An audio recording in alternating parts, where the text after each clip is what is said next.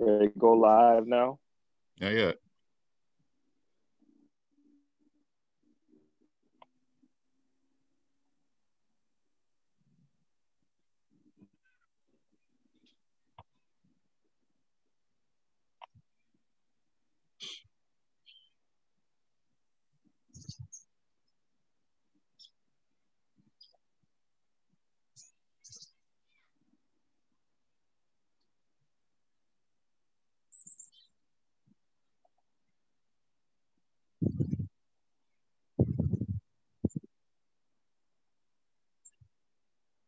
Is it buffering? Yeah, it's coming. Here it comes. So it looks like it. Okay. Here it comes. All righty.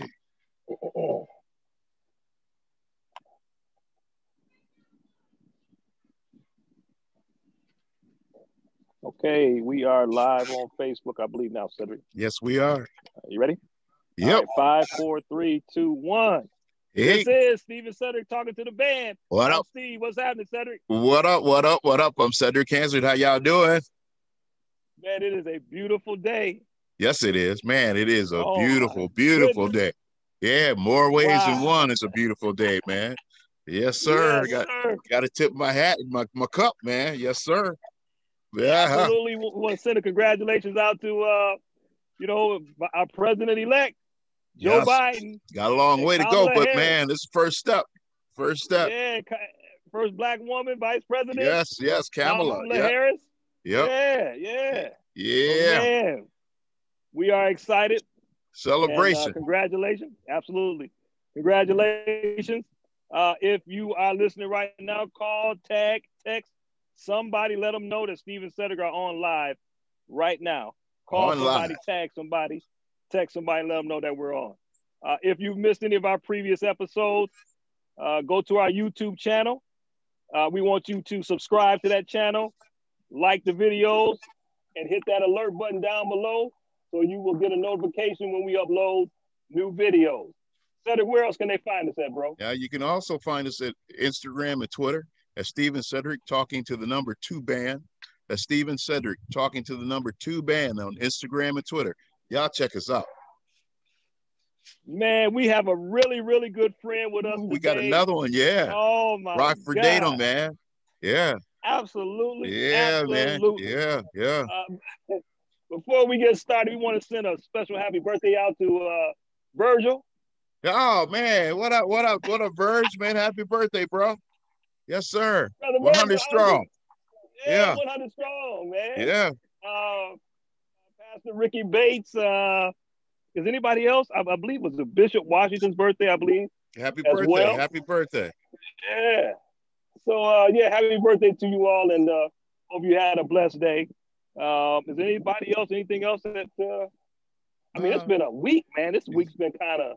It's been a week, man. Crazy. Viewing polls, man. I mean, it's fine. We finally here. We finally here, man. Yeah. And it took a while, but we got here. We here. Yep. Yeah. They're celebrating right now all over America. People are out partying, having a good time, and we just want to send our congratulations, and we're excited about it. Looking forward to the work that's ahead. Yeah.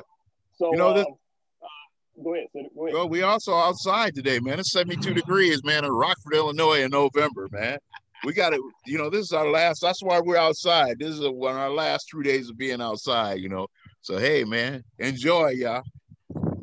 You got that right, man. You got to take it when it comes. I'm telling you. Yes, you do. You got to take it when it comes. I want to just get ready to bring on right now a great guy. Yeah. A well-accomplished guy. Yep. Songwriter, music composer, man. Yeah. Oh, my God. I mean, I was so impressed with him. Blew me away. So let's just bring him on right now and talk about all of that. Right now, let's bring him on. Chuckey Charles. Yeah. All the way, man, from Atlanta. Chuck. Where you at, Chuck? What up, man? Man, that's an introduction right there, bro.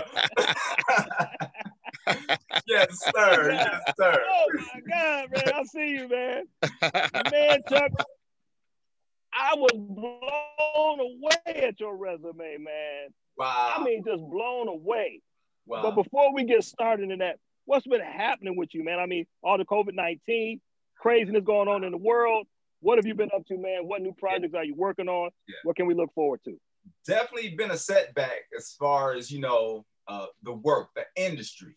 I would say, of course, from the film to the music industry. I know I was in a session the other day, probably not the other day. Well, I was with him the other day, but a few months, I guess about a month and a half ago, he was in with me. He works with Tyler Perry on a lot of his projects. And we were in, I scored one of his projects that he was working on, this young man that had come in, and he had got a call from, you know, Tyler Kemp saying, yo, we back in the studio filming. And you know, so it shut things down. Wow. You know? So a lot of people are extremely excited that it's getting back on track, even though there's not a cure or a vaccine out there to combat what we're going through. It's still, people are just ready to work, you know, but work safe, you know, and that's the key. Right. It's been incredible though, man. All is well. It's been a blessing. I truly believe when things open up, man, I mean, people are going to be waiting, man. You know, they can't wait. Yeah. Wow, man. Wait. You know, like I said, you know, before in conversations, if you come out of this thing the same person that you were when this started, something's wrong. Right. Yeah. There's been a lot of reflection that people have had along the way that you should have had along the way. And of course, if you can't come out a better person from this, man, like what's wrong with you? That's it, man. That's it. True. Yeah. That's it, bro. Very true.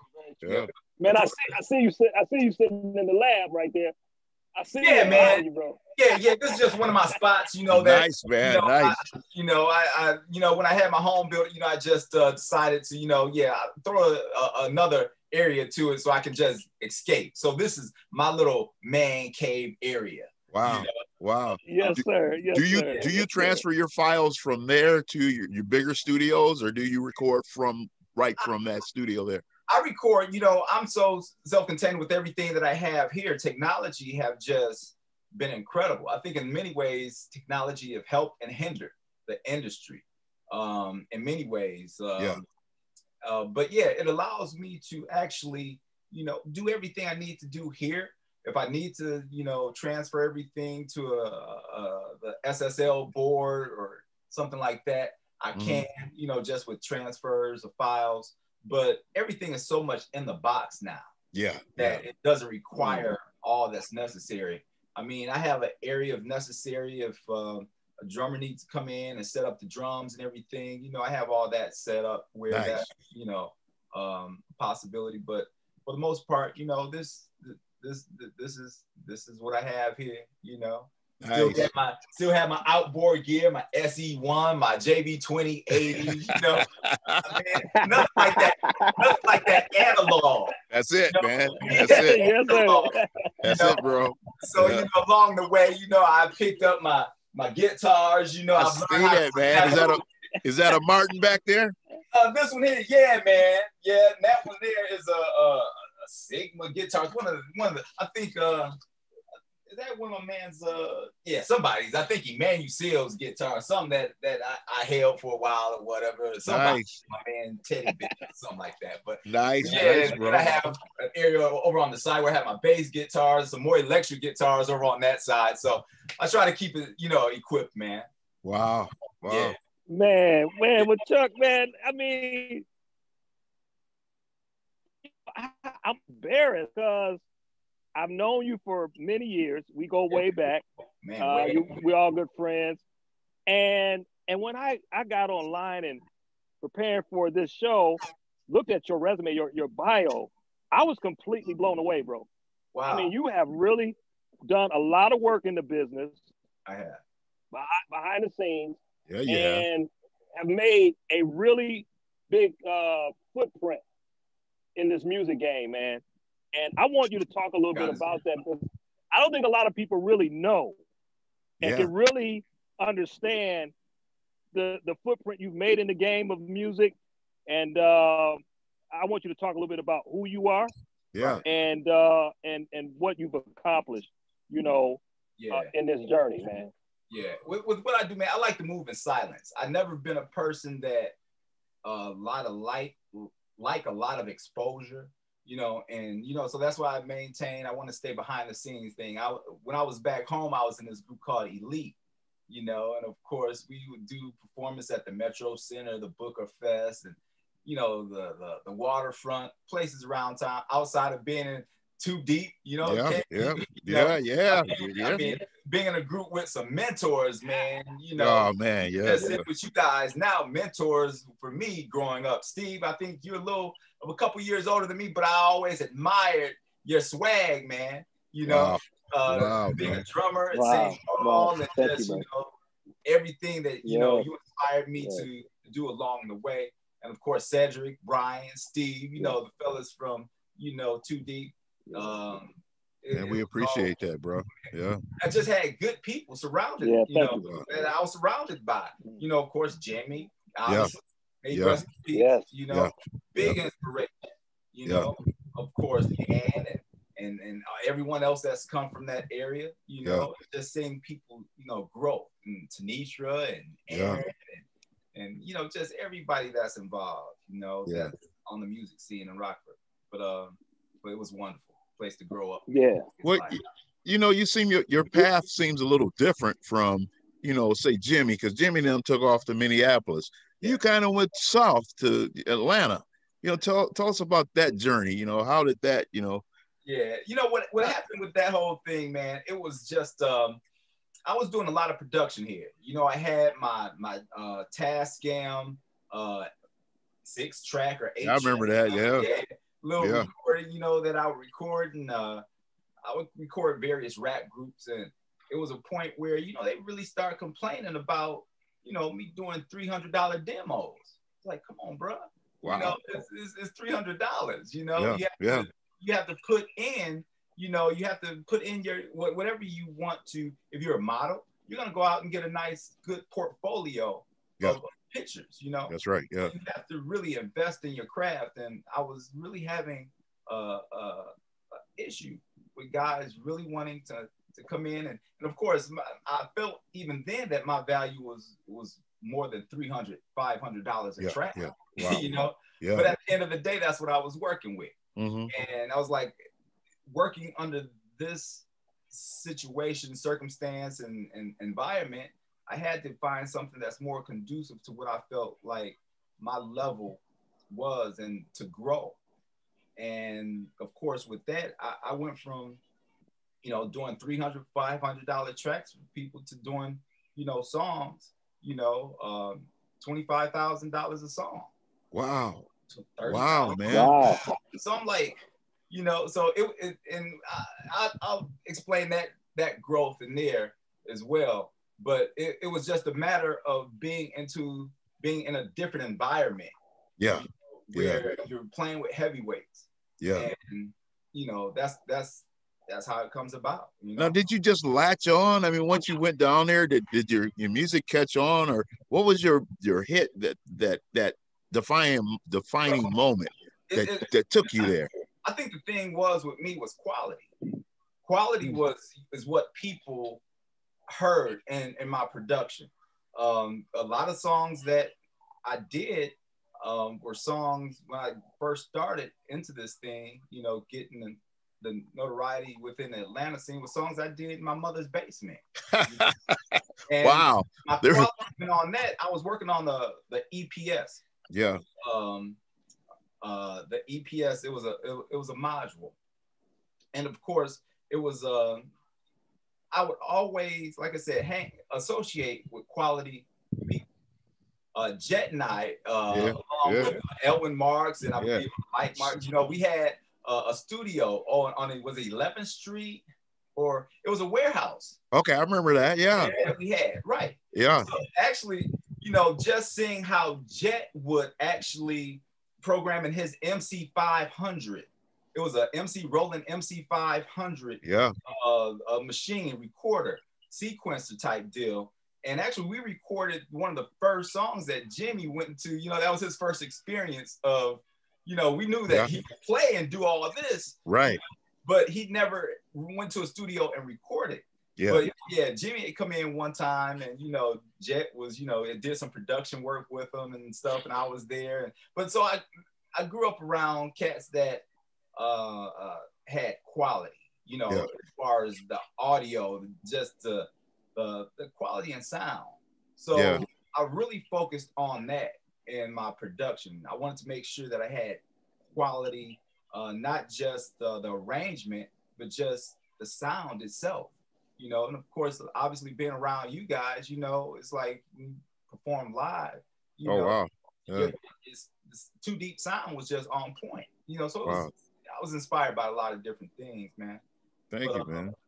But it was Chuck, you work with I was just saying, you work with a lot of big name people. Usher, Montel Jordan.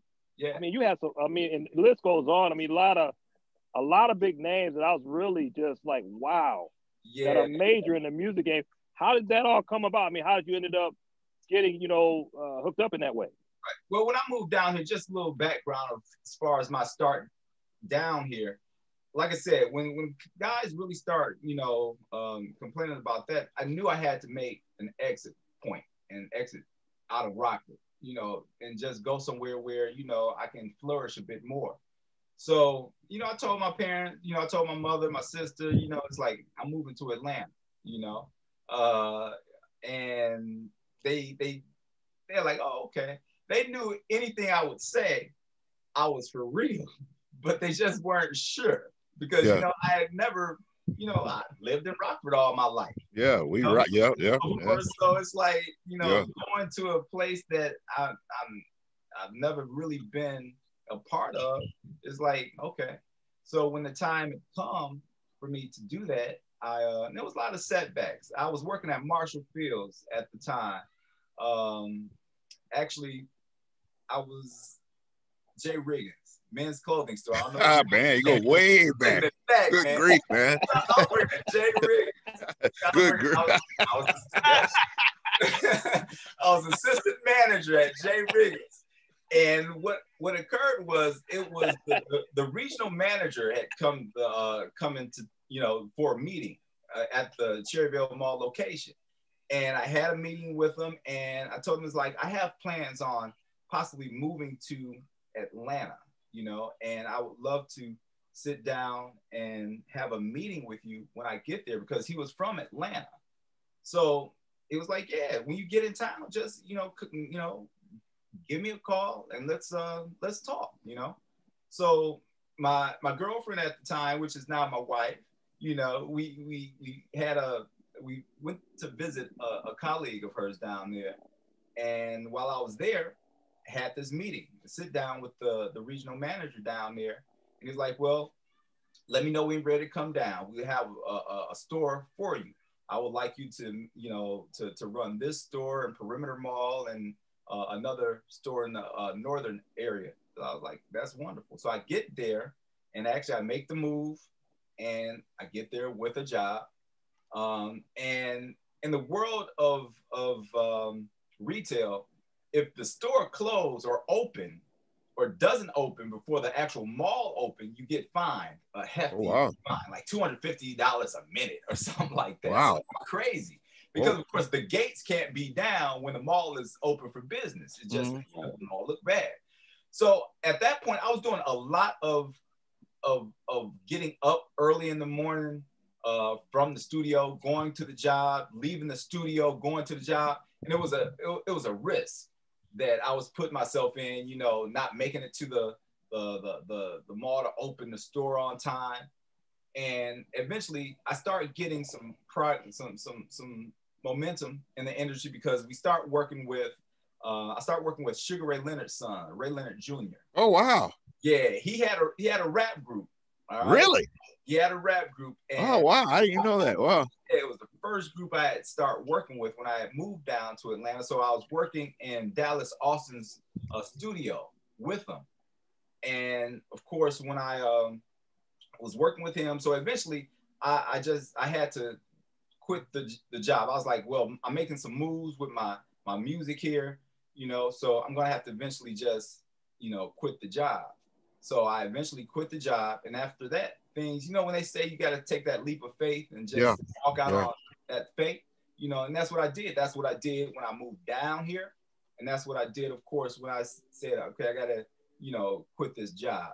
And from that point, things just start moving pretty quick. I was in the studio working with Ray Leonard. And during the time, I was playing a number of tracks. And when you're in the studio, or a major studio, and of course, during that time, it was a studio that everyone would be in. TLC obviously was there. Oh, wow. The band was working on their album and project. Tim and Bob. I'm not sure if you guys remember, Tim and Bob. Vaguely, yeah. From Peoria, but they did a lot of work on Boys to Men's album. And wow. Disco's Thong Song. But they're from Peoria, and they know a lot of people in the Rockford area as well. So they would come in and we'll have conversation. But of course, while I was in the studio, this guy, Trey Lorenz, was in the studio. Trey Lorenz, he's the singer for Mariah Carey. Okay. Background singer for Mariah, been with Mariah forever. And he heard a song that I was playing and at the time he was in the studio. Tommy Mottola was the president of Sony Music at the time. Yeah. And it was Trey Lorenz was signed to Sony. So he heard a song, and a friend of mine that was I was doing production with at the time, this young man named Rico Lumpkin. Yeah. Mm-hmm. Rico's from Rockford too, right? Absolutely. He's doing, done extraordinary things along the way. So he called and he was like, Trey heard a song. No, actually it was he said Trey heard a song that you were playing while we were playing some songs for Ray Leonard, and he wants to know who's working on that song. I was like, I can come in and see exactly what song he's talking about. So we had set up a meeting. He came in, I played the song, and he was like, I want that song. I want that song on my album. So I was like, okay, cool. So we started, that was my first entry into really making some headway, because at that point, this was a signed artist that was with Sony Music that had a budget. And he was talking about, recording a song that I did in my mama's basement. Wow, man. How exciting was that, man?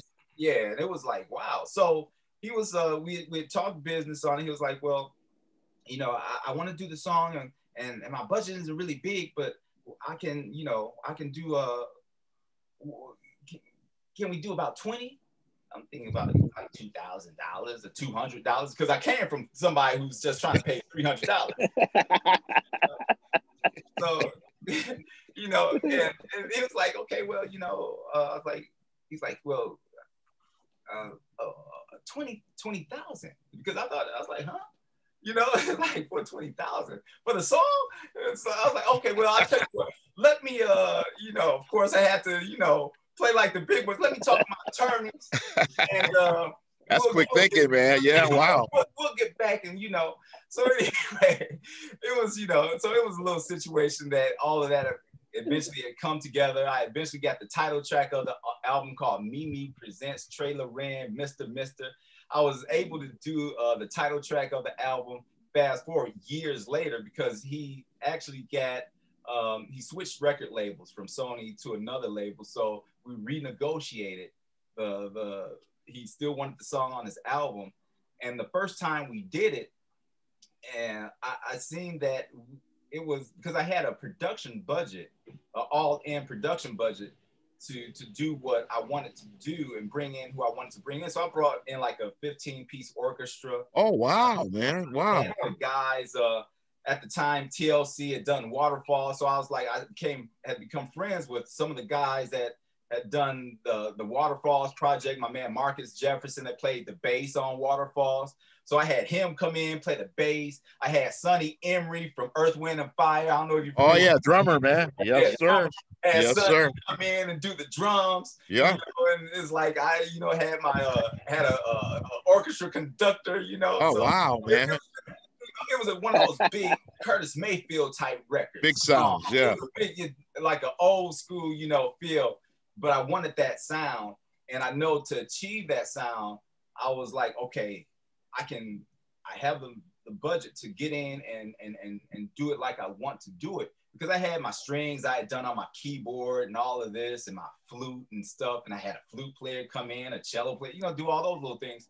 So that was my first introduction to like, wow, this is on a whole nother level. Yeah. Well, how huge was that? And wow. Yeah. So it was, you know, like I said, everything along my journey has certainly been a blessing, man. So and once you start to move in various circles down here, it allows you to continue to grow, you know? Wow. Yeah. Wow, man. Oh, Yeah. no, fast forward that, man, to the movie Charlie, man. Yeah. You were the music composer in this movie, right? Yeah. Charlie, it was, you know, the thing is, Charlie, it was, it's a film that, and it's actually in the works of getting some, it's negotiations now, just put it like that. It started out as an independent, but it's got a lot of love, a lot of attention from some heavyweights within the film industry. And the young man who did it, Bobby Huntley, and an extremely good friend of mine, Nikki Wade, they were the writers of the project of Charlie. And of course, he brought the idea to me. He's like, I'm working on a project and I want, you know, the feel of, he loves Prince. And of course, you know my background with the love of Prince. You know? So he was like, I know you're the man for this, because I want the feel of what they had in Under the Cherry Moon and that whole feel of those songs that he did on that project, like Venus de Milo, and you know, where he had Claire Fisher was a string arranger and for that whole album, and Prince used Claire Fisher a lot in string arrangements, but he wanted that feel. So he said, I have this idea for this movie, and I you know, I'm going to start actually doing the production and directing on it, you know, sometime within the next month or so. Will you be available to score the film? I was like, I would love to sit and, you know, definitely take a look when you get the footage, you know, let me take a look at it so I can, you know, get the feel of what the project is doing.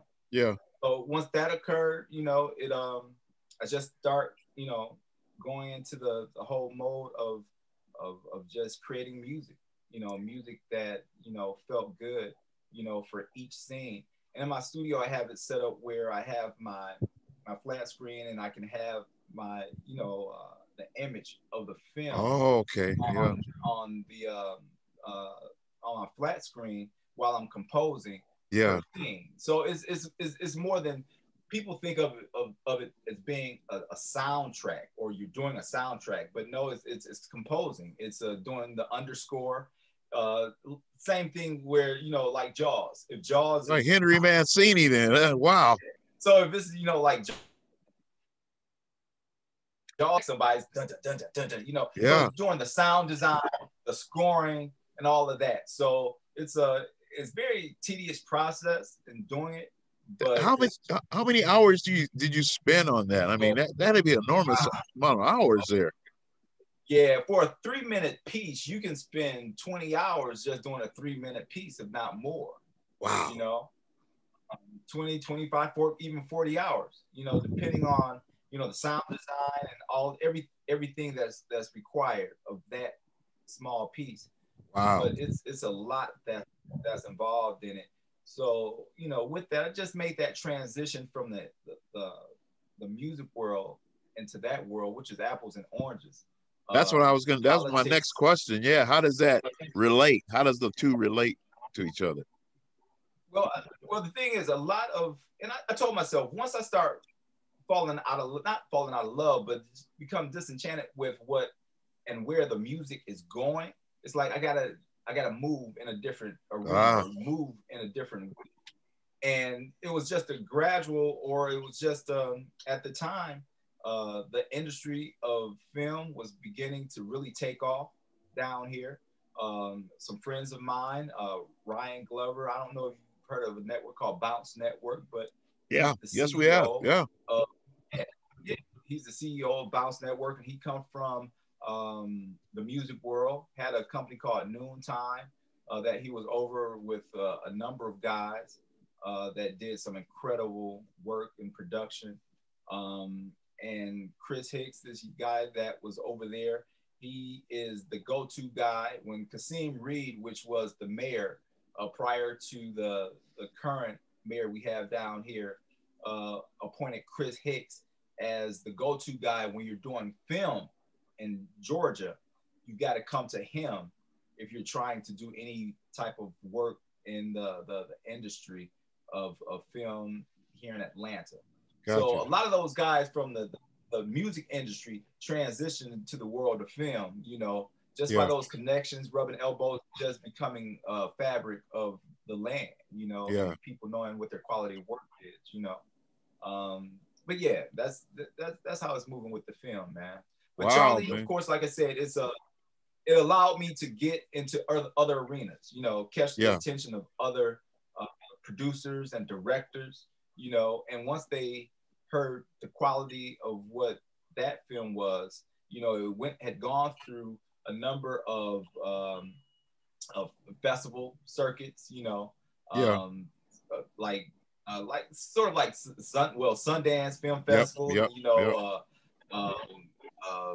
Peachtree Film Festival and Black American Film Festival, different film festivals, you know, so it went throughout the country, you know, to LA, to New York, I think it hit almost like every state pretty much. Wow. You know, every major city with, you know, like New York and things like that. So yeah, so based on that, it started to get a lot of attention. And like I said, it's now in negotiations for some major situations that's going on with that. Congratulations, man. Wow. Wow. Yeah, appreciate that. Now I kind of heard doing it big, man. I kind of heard in your voice there, you know, you were talking about, you sound like you were just a little disappointed on the way the music industry was going at the time. Is that what I'm hearing? Man, we're lovers of music, Cedric. You know, Steve. Lovers of quality music, good music. You look at all the musical greats that come from where we come from. You look at the Quincy Jones from Chicago. You look at Jimmy Jam, Terry Lewis, the Babyface, LA. We're all from the Midwest. You know? And you think about the quality of producers that's out there that were doing music at that time. Music was, I mean, it had to feel right. It had to be right. It had to be in the pocket. It just had to, you know, and music now is become, as they say, fast food music is mindless. You know, there's not a whole lot of thought that you put into it. And when I seen the industry change and make that move into that area where it became something that you don't really, you want to get in it because you just want to be Instagram celebrity or something. Yeah, I hear you. Often in the studio, you know. I hear you. Yeah. You know, and it started to have a different feel overall with the classics, with what make the art of making a record is to make classic records. Yeah. And I hear you. Not to say there's not quality records out there. You have to really look for them. I mean, I love Ledisi, Kim. Oh yeah, beautiful stuff. No, Allegra, you know, the whole lot of artists that's emerging on the scene, but they're not, you know, back in the day it used to be, you know, of course, you know, Prince, Michael Jackson, Madonna. All music felt good. Whether it was Toto, Duran. I agree. It was, you know, for sure. Music just felt good, no matter what nationality created that sound or music. But we're blessed to come up in a time that music, everything, it was a renaissance everywhere. Technology, you know, that's good. That's good. The 80s were just, you know, it was just a time when it set the tone to everything now. In many ways, you know? Coming off of the 70s from what they did in that time to, like I said, the 80s just created just feel good music and music that made you, that inspired, you know? Do you think we're going to get back to that feeling music Do you think music industry is going to come back around? You know, I can't. My thing is, when you've been fed junk food for so long, you don't know the substance of steak. You don't know the quality, you know, of good music. Yeah. So when they've been fed off of junk food for so long, it's just to come back around, unless it's just I don't see it. Bluntly put, I don't. Wow. I don't see it, because one, now is such a money making business. They know that they can get. It's just like working at a auto manufacturing plant. If you can pump out all this, you know, all these cars, and people are gonna go out and buy them regardless, no matter the quality. You know, it's the same thing with music. It's like, well, we can give them all this junk food music. They're still gonna buy it. Yeah. So it's like going back to quality is something that it costs. It costs to make quality. Yeah, it does. They don't pay producers like they used to. Yeah. Now they're going through this thing called leasing a beat. Leasing a beat. It's like, really? Wow. Leasing beats. It's like you lease cars. You don't lease your beats. You don't lease your children. Your creativity. Right. Yeah. Wow. Is your children. What you create is what you those that's everlasting. You don't lease that, or you don't let people borrow that, and you pay me this amount just to lease the track, and then it comes. So it's a different way the industry moves. You know, you're working with these 360 deals now. Yeah. Which is pretty much robbing the artist, because the label itself have their hands in everything, as it is a 360. Everything that artist involved in, from, you know, their concert content as far as product that they sell at the concerts, to their album, the royalties and percentages, you know. So it's a whole different structure now. And so what do you say to a person, man, you know, young guy, man, that want to get into the music industry, that's got all kinds of talent in the world? What do you say to him now? Wow. You know, I never thought I would say that. Have a backup plan B. Yeah. You know? I mean, it moves. It's a different flow, man. It's a different energy altogether. Not to discourage anyone, because music flows through people still, just like it did with us. But it's in a different time, and every generation goes through it. Our parents said, "Oh, music." You know, when I was listening to Prince, you know, my uncles was, you know, they didn't understand that. Yeah. You know? They didn't understand, you know, the wearing the eyeliner and you know, just doing what we did in the 80s. Yeah. You know? The curl. I remember your curls too, Steve. Yeah. Oh, come on, man. Man, your joint was cold, bro. Man. Oh, like, damn. I'll check you out. I was like, look at that. Wow. Oh, come on, man. His hair, dude. But you know, it was a whole different flow, man. The energy was different. So it was that's a loaded question with that, man. Just, will it ever come back around? Like I said, it's like when you're being fed with what you're being fed on, it doesn't have substance. And it's man, you know, that is so interesting, man. Well, you know, tell us about, man, you know, your work with Montel Jordan, man. I mean, people who don't know Montel Jordan had the biggest, you know, one of the biggest song records, man, ever, man, and still big. Absolutely. You know, Yep. Montel, he's done a lot of writing. He did a lot of writing that not a lot of people are aware of, as far as projects and songs that he worked on. But that whole thing, it was, like I said, when you're in this industry, you rub elbows with different people. There's a company, just getting to that. Let me explain how that whole thing had come about. It was a company called Burn Lounge. Burn Lounge, I'm not sure if you're familiar with it, or they get, you know, familiar with it up in that area. No. But Burn Lounge, it was pre-iTunes, you know, Napster. Well, it was on, like, Napster was still out there doing what they're doing with the electronic downloads of music and stuff. But it was a music library source, a lot like iTunes. Okay. It was called Burn Lounge, and it was a brother from Florida, I believe, that created this format and this structure of Burn Lounge. this platform of downloading music in a way that we download it now. So a lot of people want to get into the music industry, and Burn Lounge had become a big deal down here. They started to have different types of events, you know, sponsoring Burn Lounge, and a lot of Hawk players and Falcon football players wanted to be a part of it. Everybody wants to be a rapper. Everybody wants to sing, you know, when you're an athlete or whatever, they want to get into that. So Burn Lounge allowed them to rub elbows with different people within the industry, because you own your own Burn Lounge. It's like you owning your own iTunes store. Okay.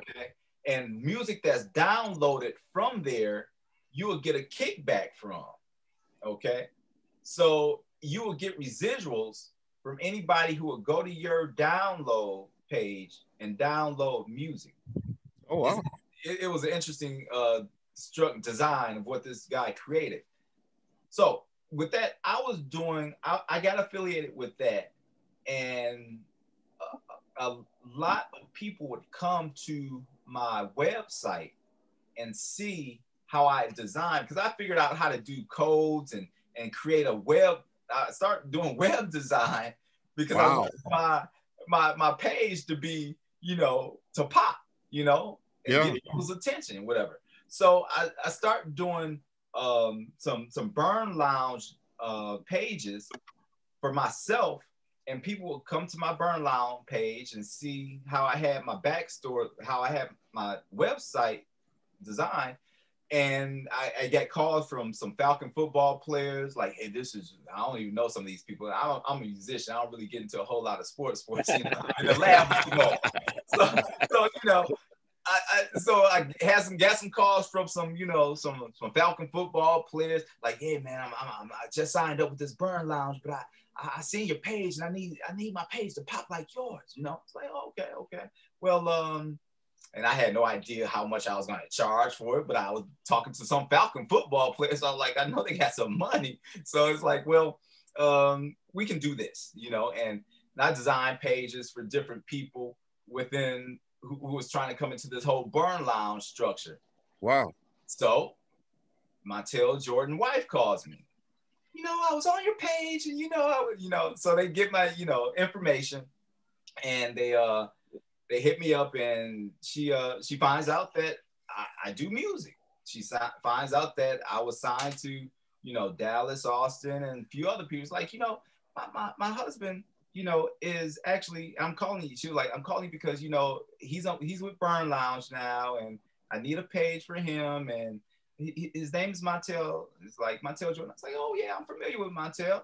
And so I create a page for Montell, you know, and they love it. And based on our relationship, his wife, Kristen, incredible people, Kristen and Montell, incredible. Based on the relationship that we continue to have on that level with doing the Burn Lounge, she's seen how I conducted my business and how I was real professional at what I do. Mm-hmm. And she was like, well, you know, she's like, I would like Montell to give you a call, you know, because he's working on a project now. I just want to, you know, just want you guys to talk. So he gives me a call. So he's like, hey, why don't you, you know, off the top, just real good dude. So we click, like, why don't you come by? You know, I want you to check out some of the work that I'm doing, you know. So I was like, okay. So we set up a time. I go over to the crib, and we, you know, start listening to some stuff. So fast forward with that, we continue to talk. So Kristen calls like, you know, Chuck, what have you ever managed? Or no, she first said, do you have a passport? I was like, oh yeah, I have a passport. It's like, well, have you thought about managing, like tour manager? Or like, nah, you know, I work with artists, but artists can be a little extra. So doing the whole management thing with artists, you know. Wow. But of course, you know, because I had been in the studio with like Tamar and you know, and different personalities. Different personalities. So I'm like, okay, I know artists like okay, you know. So I'm like, okay, you know. So basically, we talk with possibly doing she was like, well, he has some tour dates coming up in Belgium and some tour dates over in Europe. Will you be available to just, you know, go out on the road? It's like, yeah, I can fit that in the schedule. I can see what, you know. So I eventually started going on the road with him, just doing a lot of things with that. And of course, while we were over there, we would hit up different little studios and work with various international artists while we were over there, like in Croatia and Dubai and different places. So usually whenever we would go to these different places, we'll find, you know, a studio to get into, or we'll just have connections of people that we knew had their own home studios that we'll go into.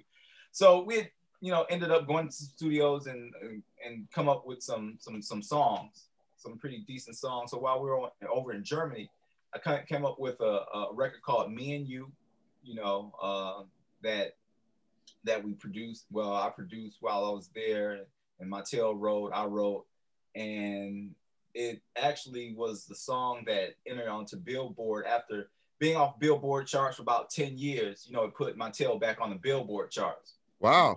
Yeah, a song called Me and You on his Let It Rain CD. But, you know, it's, so that's how that whole thing had come about. So I was on the road with him for quite some, you know, time, you know, like I said, touring, doing Africa, you know, doing world tours, you know. That had to be crazy, man. Yeah. Wow. Yeah, and I just got burnt out, man. I got burnt out flying, bro. So I was like, I got to get back in the lab and start working, because it started taking, I'll come home, I would sleep for like three days straight. The wife, good grief, man. When your body is off like that, flying to Africa, then from Africa, we're going to fly over to, you know, like I said, Belgium or Croatia or something. It's a lot. Your body, it's a lot of work, man. And crazy, man. It drains you, man. And I would literally come home and forget days because I would sleep like just 2 days straight. Wow. You know, would you ever take another management job like that again? No. No. I mean, I enjoyed it. It was an experience. It was an experience, you know, but it just, you know, the industry itself is a young man's game.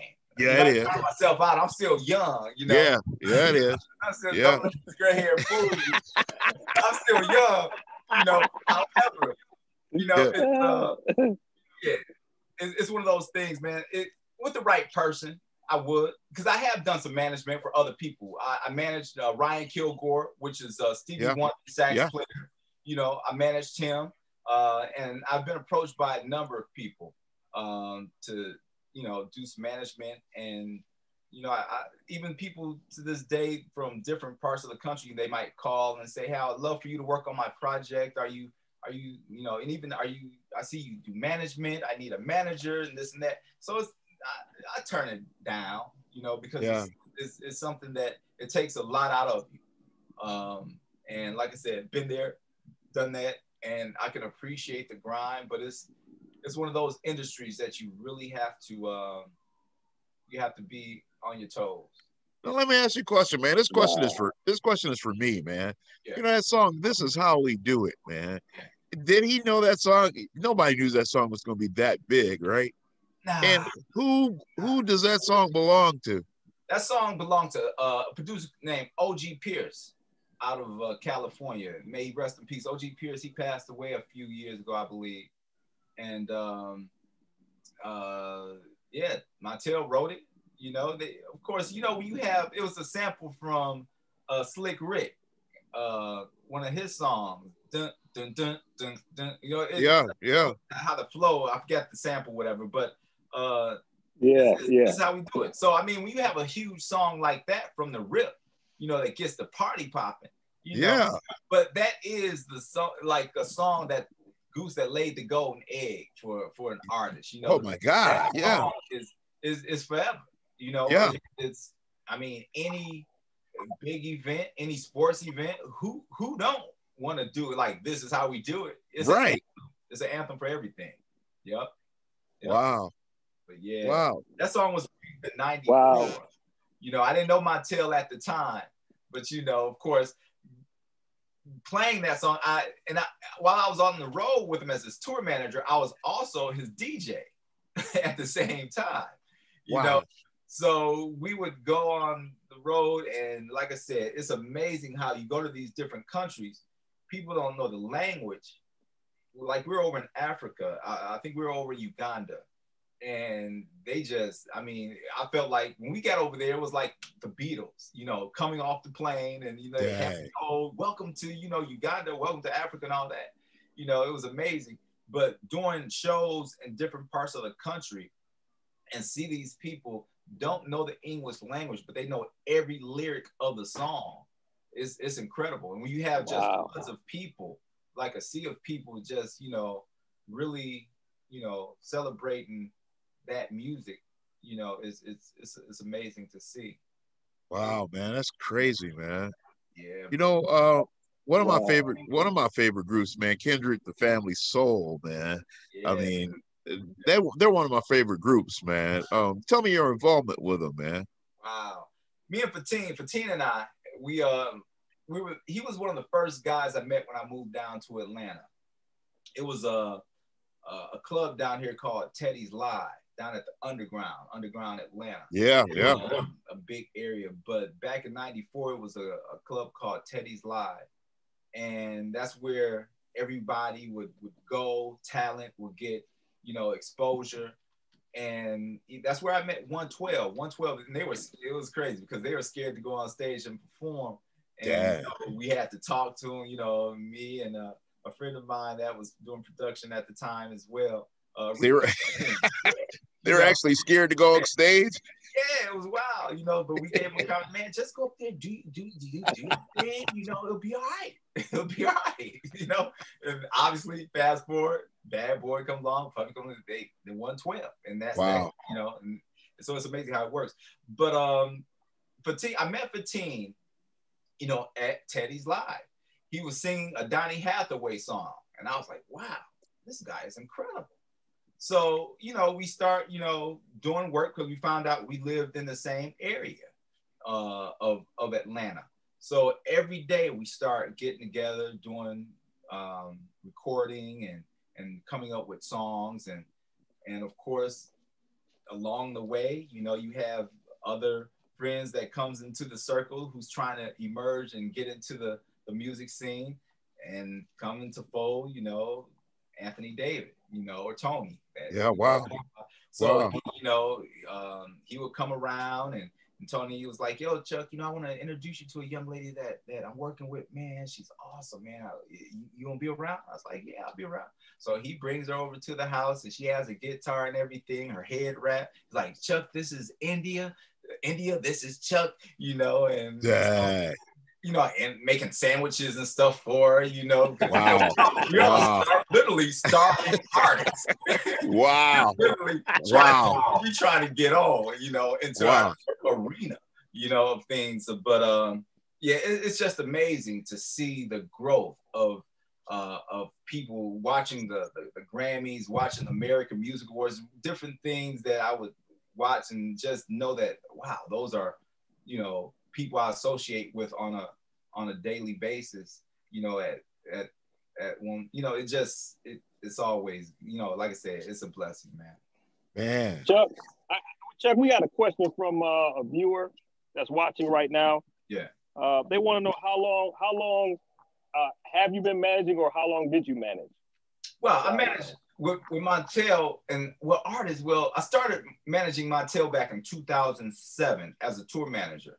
And that's what my role was. His wife was still his manager, you know, but of course, while we're out on tour and doing all these world tours, different places, you know, but of course, you know, my roles start working in other areas. You know, I eventually became his producer, you know, doing songs on his album, things like that. But of course, I did that for a couple years.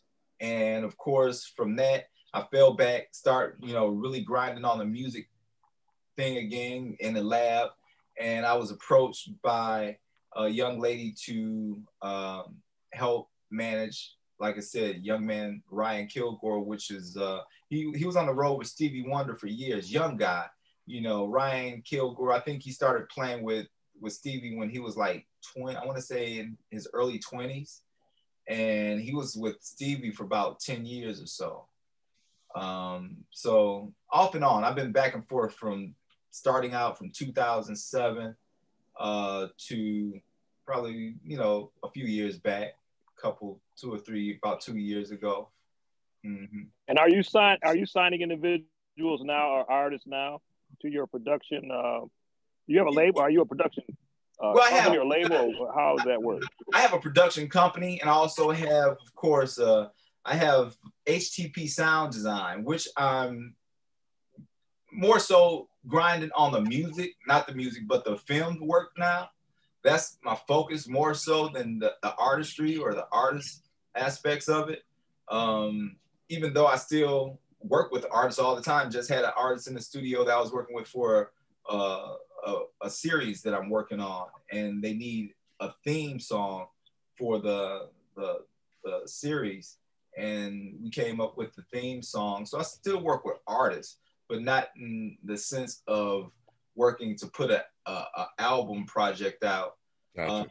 However, I am working with, you know, I am working with a young man by the name of Gavin that I did a project on him back in 2000, I want to say 2009, 2008.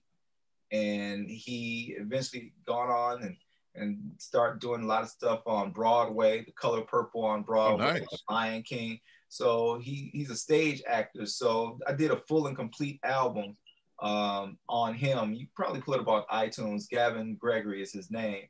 But I did that whole project. And I'm back in the lab with him now, okay. Working on some more material, you know, and so I still, it got to be the right artist. It got to be, yeah, it got to be that right artist that I just love their energy. I love their focus, their direction. And, you know, because when you're working in the studio with artists, you know, you create and build this relationship, and it got to melt, you know, it got to come together, and you got to be on that same page, you know. So I'm very picky, very picky. Yeah. Yeah. Cool. Cool. Well, you know, we usually try to wrap up with a question concerning just what's happening in the world today, man. We got the Black Lives Matter movement. It's really strong in America. There's a lot of work that our incoming president and the vice president is going to have to deal with. Oh, yeah.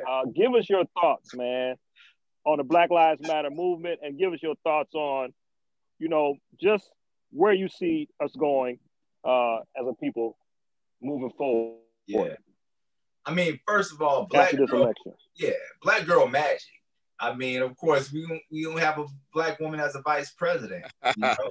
and that's inspiring, I'm sure, to a lot of our sisters out there, a lot of women, you know, in general, that it is possible. And now we just need that move to make, you know, some of these women out here president, you know, because man, women are incredible. You know, we can't do it without them. And I think their focus is, they go hard with their focus. And I think we're going to do well with having that energy in the White House. You know, something obviously that we've been void of for the past 4 years. Yeah. You know? Yeah. So it's imperative that we get back on, or find a area where we can get on track. You know, it's going to be a lot coming off of what it is we're coming off of, or still dealing with. I mean, with COVID, for sure, economy, with the systemic racism that's going on, and just different things that's going on in America. Better believe it, man. Yeah, we really need to not only focus on those aspects, but as a race of people, we need to focus on ourselves. Beautiful. Because we in bad shape, man. That's beautiful, man. Yeah. You know, I hate to say that because I love my people, but we really have to. Of course, when President Obama was in the White House, we thought that he was going to be the one to, you know, be the save us all, you know. But we have to want to be, you know, we have to put forth the effort, you know, into, you know, making it happen as well. We have to. We can't sit back and wait for somebody to say, hey, I'm going to be the one to do it for you. We got to want to get out there and do it. The sad thing is, it's always going to be clowns in the corner saying, if someone is trying to do better, it's going to be somebody over in the corner saying, hey, I'll do it. You know? Right. Yeah. Everybody is a very narcissistic society now. Everybody trying to get the bag. Yeah. And nobody trying to lose their bag. Yeah. But then that's the sad thing, whereas like back in the day, of course, the bus boycott became and worked, because then it's like they're like, we have nothing to lose, you know, we have, all we can do is go up. So they like, okay, we're gonna stop riding this bus and put them out of, you know, what business or whatever it is that they did to get them to the front of the bus. We just don't have that. We're so concerned about how it's gonna affect us individually, personally, and how it's gonna affect our money flow. Yeah. And we don't have the people out there like the Sidney Poitiers, the Harry Belafontes, you know, back in the day, they went out there and campaigned and championed for our elevation. And do we have it out here now? We have it, but it's like so many people, like I said, are so celebrities that have that platform to allow people to allow our race of people to grow and advance. You know, they don't become a part of it because they're scared it's gonna mess up their money flow, you know. Wow. So it's a lot of things that personally, you know, but yeah, I just hope for the best, and hopefully this next 4 years we can just be inspired by who's in there. And like I said, with the sister being in there, all we can do is sit back and see what's gonna, not sit back, do our part. Do our part, yeah. Some work to do. Yeah, we got some work to do. Yep. Yeah, and I know some elections going on. Go ahead. Yeah. No, what I was going to say, Chuck, how can people, we got a lot of artists here in Rockford, man, that are really good, trying to break into the business, man, on another level. Yeah. Is there a website to your production company? How can people get in touch with you if they want to just, either, give you some material or get material from you? Of course, I'm on Facebook. Anybody that's in the Rockford area, I mean, I'm there, right there on Facebook, Yeah. So Facebook, Instagram, being Chuckey Charles, that's Chuckey as it's spelled on the screen here. Of course, you can get in touch with me through that. And my email, of course. But the best way to do it is contact me on, Facebook. Let's have some dialogue with that. And of course, I'm on IMDb, which is an international movie database site. Whereas imdb.me/Chuckey Charles.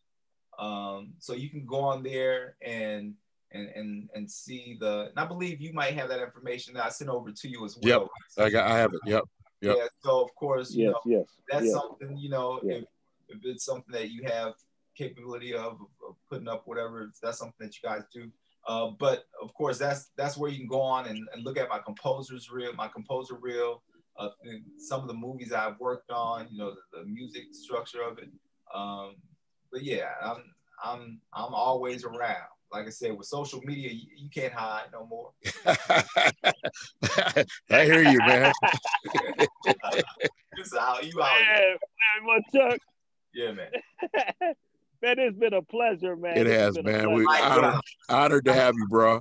Man, yeah, appreciate you, man. I mean, it's definitely, like I said, sitting with mentors that, I would sit back and just admire as a kid, and just obviously, I'm saying we're all within that same generation. Yeah, we are. Yeah. But just sitting back and just seeing the elite level that you guys were on, it just inspired me, to just move on and just try to be the best I can be with what I do, Well, we're so proud of you, man. We're so proud of you, and we're proud of you because you come from the Rock Town, man. So, man, bro. Always representing. Right? Absolutely, man. And Rockford, I mean, incredible place to grow up, man. Incredible place to learn. I mean, we had so much energy back then. We had, we had different, places that, you know, just has created us as the people that we are today, you know. Yes, positive, sir. good brothers, you know. Yes, sir. Yep. Yes, sir. Absolutely. Absolutely.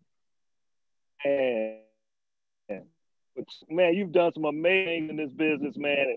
Again, honored. Thank you so much for your time and for all that you've done, man. I mean, yeah, brother. I don't feel you got enough accolades, man. You know, and adulation for all you accomplished, man. I mean, we got to do something back here in Rockford for you, bro. Yeah, man. Good grief, just to honor you, man. Because I mean, it's like, I was like I said, I was embarrassed. Like, man, why didn't I know this? I mean, you've really been putting in work, bro. Yeah, you know, you've really been putting in work. So yeah, and it's a blessing. Like I said, it's a true blessing, man. It's all of, you know, the upbringing, you know, that I've had along the way. That, you know, it's just like I said, I just been blessed through the journey, you know, staying on course, staying on track. There it is. That's good. You know, not compromising my being in this industry. If you're not grounded, you can fall off into areas, you know, where it get caught up, you know. But I just thank God for the teaching over the years, you know, from like Pastor Washington and, you know, St. Paul Church of God in Christ, and everyone that helped, you know, mold me, you know, to stay on course and just continue to want to do better, you know. That's beautiful, bro. Yeah. Hey, perfect way to end it right there. Perfect, man. That's it. Yeah. My man. Perfect way to end it right there. All right. Well, cool. Chuck, man, much love, man. Much love to you, yes, sir. Appreciate that, man. Love you, bro. All right, love you too, man. Tell the fellas I said what's up. Cedric, I will do. I will do. Brian and Steve Nosecast. What up? Yes, sir. Keep doing it big. Yeah, man. Big, man. All right. Keep doing it big. Man. We'll do. All right. Continue blessings, man. All right, much all love. right, bro. We want to thank everybody, man, for tuning in, man. Thank you. Thank you all for tuning in. Thank you all for watching and supporting the show. We'll see you all on next week. Yep. I'm out of here, Cedric. Go Biden and Harris, y'all. Congratulations. Yeah.